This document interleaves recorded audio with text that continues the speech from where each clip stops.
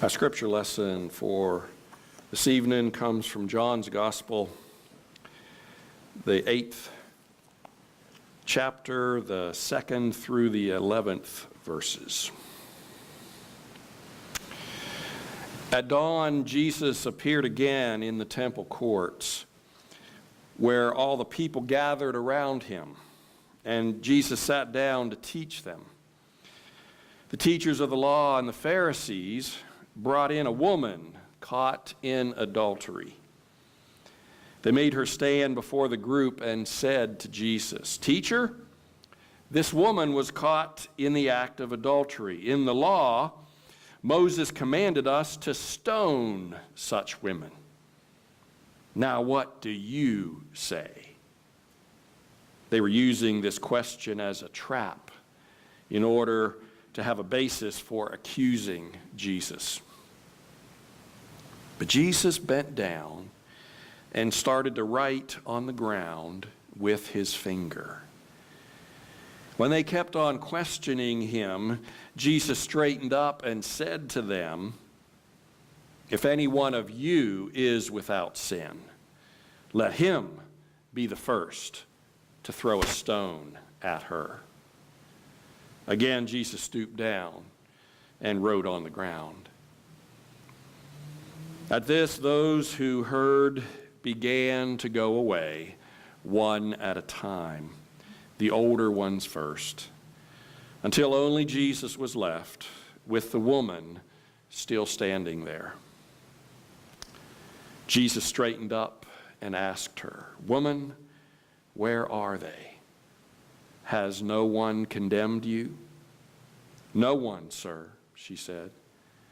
"Then neither do I condemn you," Jesus declared. "Go now and leave your life of sin."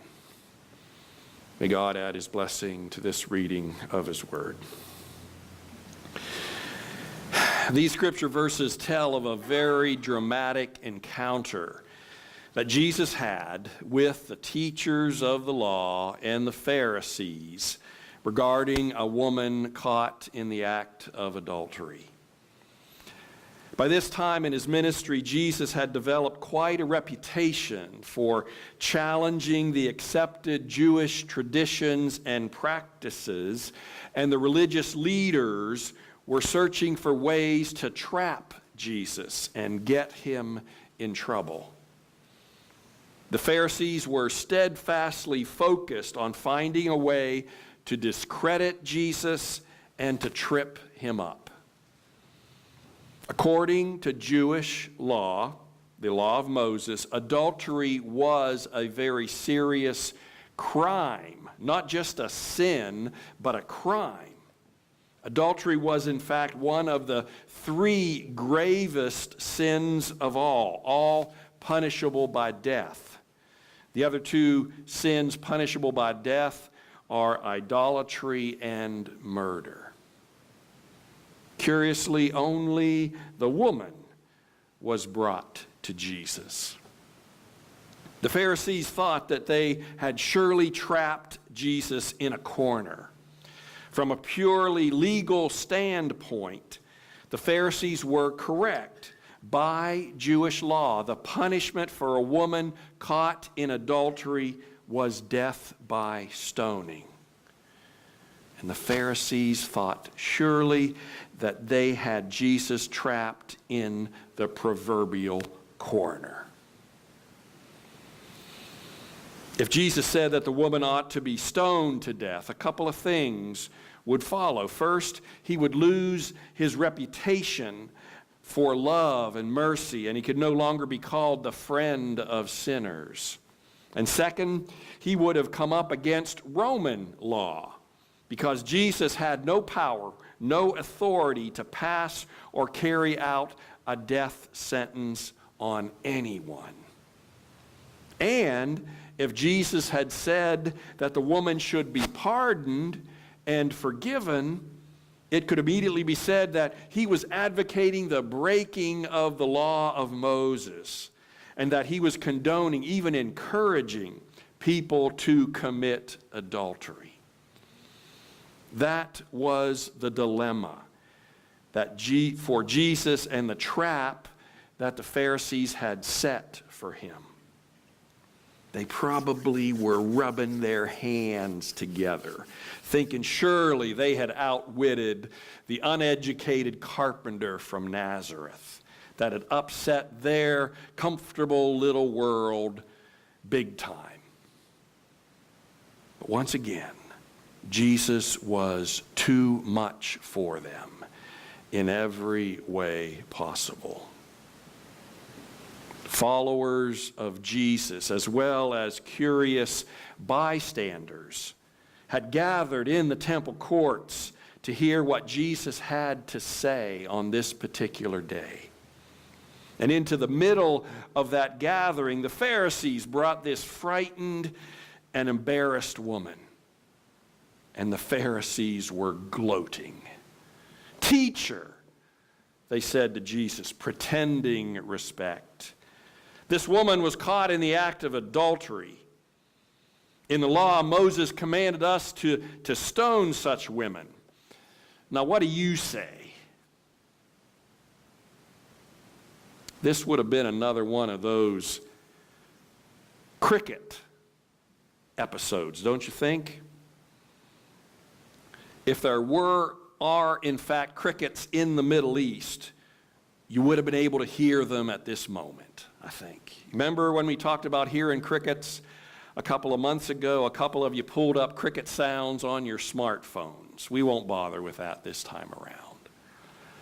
But the silence at this moment must have been deafening, as every eye of the entire crowd was focused on Jesus, except for the woman whose eyes, no doubt, were focused intently on the ground immediately in front of her. At that moment, she didn't want to make contact with anybody, especially Jesus. But Jesus bent down and started to write on the ground with his finger. How wise and perceptive is that? Jesus had remarkable ways and was so very skilled at disarming potentially dangerous situations. He did that numerous times. It may be that Jesus bent down to write on the ground as a way of introducing a dramatic pause into this grave encounter in which a woman's life hung in the balance.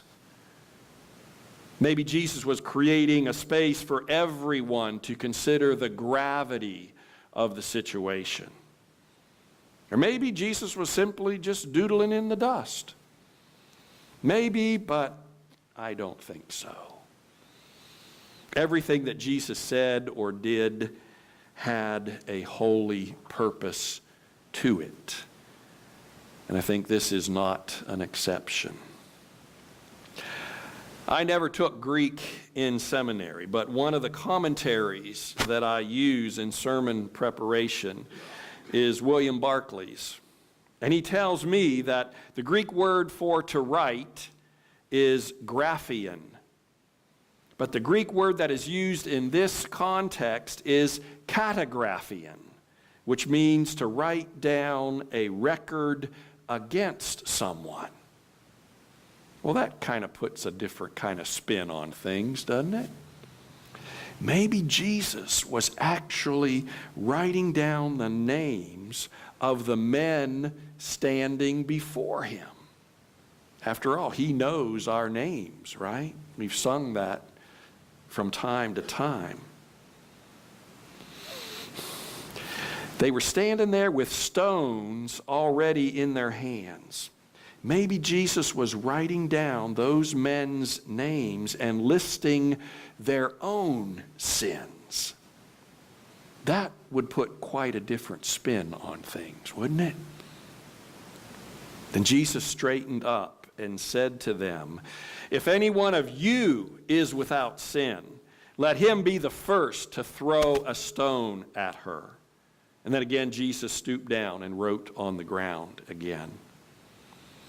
It may be that the Greek word for without sin means not only without sin, but even without a sinful desire. Jesus was saying then, yes, go ahead. You may stone this woman, but only if you have never lusted in your heart to do the same thing yourself. And I imagine there again were sounds of crickets for some time, as the teachers of the law and the Pharisees squinted their eyes in frustrated anger at Jesus, who was kneeling again, writing in the dust. Jesus had gotten the better of them again. Slowly, the woman's accusers dropped their stones and reluctantly began to drift away into the gathered crowd, the older men leaving first. In time, the only persons remaining at the center of the crowd were Jesus kneeling and the accused woman with her head bowed. Can you picture that? A painting of that exact moment of Jesus kneeling and the woman bowed, with the teachers of the law and the Pharisees disappearing into the crowd with recently dropped stones lying on the ground, would create a powerful snapshot into the ministry of Jesus and the way that he turned conventional religious practice upside down and completely transformed broken lives. It's easy to draw the wrong conclusion from Jesus' handling of this potentially incredibly dangerous encounter.